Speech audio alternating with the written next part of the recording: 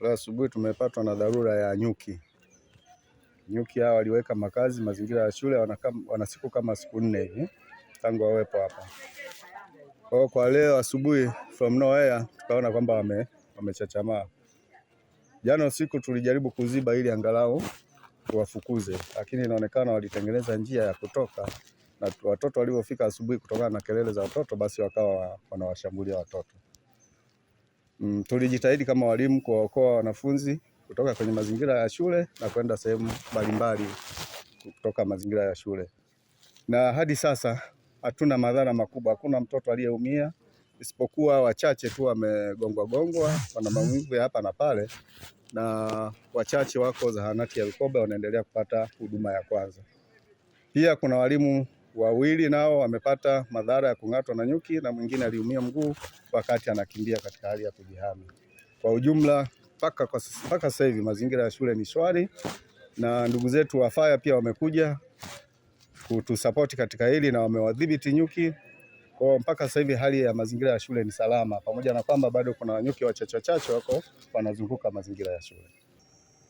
Tumefika eneo la tukio tukakuta nyuki wapo, lakini wakati huo walikuwa wameshaanza kung'ata watu, kwa hiyo kila mtu alikimbia kwa ajili ya kujiokoa. Shida ni nyuki kuvamia eneo la shule na kuweka makazi, ndio shida. Uzembe unaweza ukawepo kwa sababu hao nyuki walionekana. Maanake ilitakiwa ichukuliwe tahadhari. Wao wanasema walikuwa wanamuona mmoja, lakini hawakujua idadi ya wale nyuki wako wangapi. Maana nyuki wanatembea kwa kundi. Huwa nyuki watembei mmoja. Kwa hiyo walipowaona wale mmoja waliokuwa wanatoka wanaruka, maanake ilitakiwa watoe tahadhari kwamba hao nyuki wapo wengi. Kwa maana kwa siku ya leo, kwa jinsi tunavyoelewa taratibu za nyuki jinsi zilivyo, nyuki kwanza hawahitaji kelele. Sasa hapa ni shuleni. Kwa maana hiyo inawezekana leo kutokana zile kelele labda za wanafunzi na nini, ikafika kipindi ikabidi watoke na kuanza kung'ata watu. Wito wangu ni mmoja tu, kwamba pindi wanapoona vitu kama hivi basi watoe taarifa mapema, ili watu wanaohusika na hivyo vitu waje kufanya hiyo kazi, kwa ili yao isije kaleta madhara zaidi, kwa sababu nyuki wakikung'ata wakiwa wengi unakufa. Kwa maana hiyo watoe tahadhari mapema, na hapa unajua tuna watoto wanasoma na wengine ni wadogo zaidi, wengine hawajitambui vizuri, kwa hiyo ni shida. Wakiona vitu kama hivi basi watoe taarifa mapema. Majira ya saa 3 tumepokea wanafunzi kutoka shule ya msingi Lukobe wakiwa kama majeruhi waliong'atwa na nyuki. Tulipokea wanafunzi 11 na mwalimu mmoja.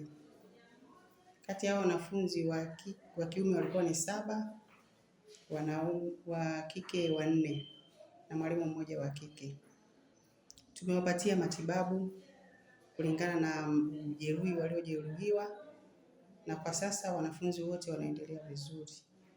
Mwalimu alikuja akiwa kwenye hali sio nzuri sana wala sio mbaya sana. Yeye amepatiwa matibabu ya awali na kwa sasa bado yuko kwenye mapumziko, anaendelea na matibabu yake. Wengi walikuja wanalalamika maumivu, na wengi wao wameng'atwa maeneo ya kichwani. Wale kuja walilalamika miwasho na maumivu ya kichwa. Mmoja alilalamika maumivu ya mgongo, yeye hakung'atwa na nyuki, aliruka dirisha akapata jeraha mgongoni. Nikasikia sauti, "Madam nyuki." Basi watoto wakaanza kukimbia. Na mimi nikatoka naelekea ofisini pale jirani na kisima, ndipo wakanivaa nyuki, wakanivaa kichwani. Nilikuwa nimevaa hivi juba, nikalivua nikimbilia ofisini, lakini waliendelea kuning'ata kwa wingi. Nikatoka ofisini nikaenda shule ya juu ambayo ni kambi 5. Kuna darasa lina madirisha ya vioo. Ndio nikaenda walimu wakawa wananisaidia na wanafunzi kunitoa wale nyuki na kutoa vile vimiba.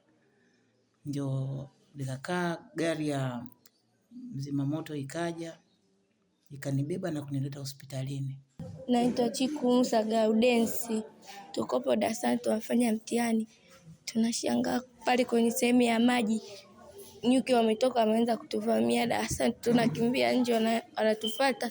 Tumekimbia kwa watu, tumemwagiwa majivu. Tumefika njiani, walimu wamesema kaeni huko pembeni. Ndo sisi tuliong'atwa sana, tumebeba tumeletwa hospitali. Wameng'ata mimi kichwani na mdomoni na mgongoni.